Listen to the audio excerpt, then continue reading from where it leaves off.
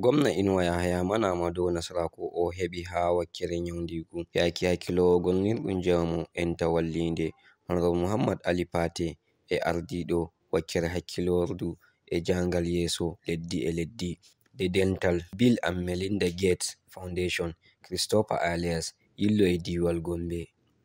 Ha jawabuwol mako Honorable Ali Pate andinta dow ɓe wari diwal Gombe ngam ɓe hauta juɗe chaka gwamnati leddi e diwe e ma hukuma famari enta dente wallirde ngam sembudinki wakkere nyaundigu ha leddi Nigeria.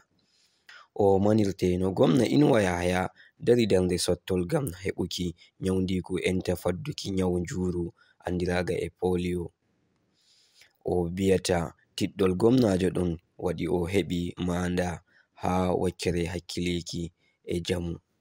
Ha wakkere mako Christopher Alias holli seyo mako dow no gwamnajo on jaɓɓori ɓe. O ɓeddata e manuki gwamnati diwal Gombe dow nasaraku maga ha fadduki nyawu njuru. O viyata o neɓi o ɗo yiɗi o yide e gwamnajo on ngam ɓedduki andal dow no ɓe faddiri nyawu njuru enta be no ɓe tokkirta ɓe sembiɗina kutinirɗe nyaundigu famari ha leddi Nigeria. O andinta o jangi habaruji no Gombe waɗirte nasaraku sembiɗinki kutinirɗe nyaundigu famari ko waddi nasaraku ustiki wade roɓe yake daygol.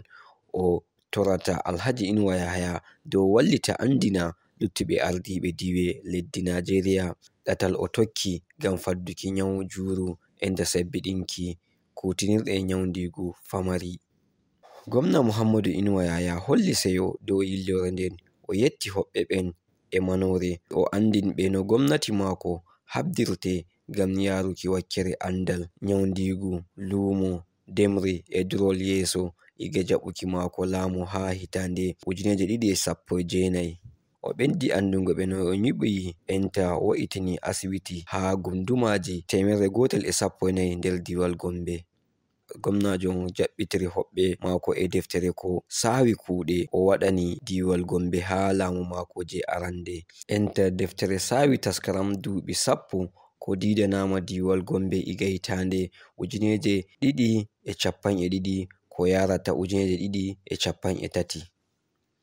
Kamal Hammajo Kode Radio enta TV International iga diwal Gombe, Nigeria.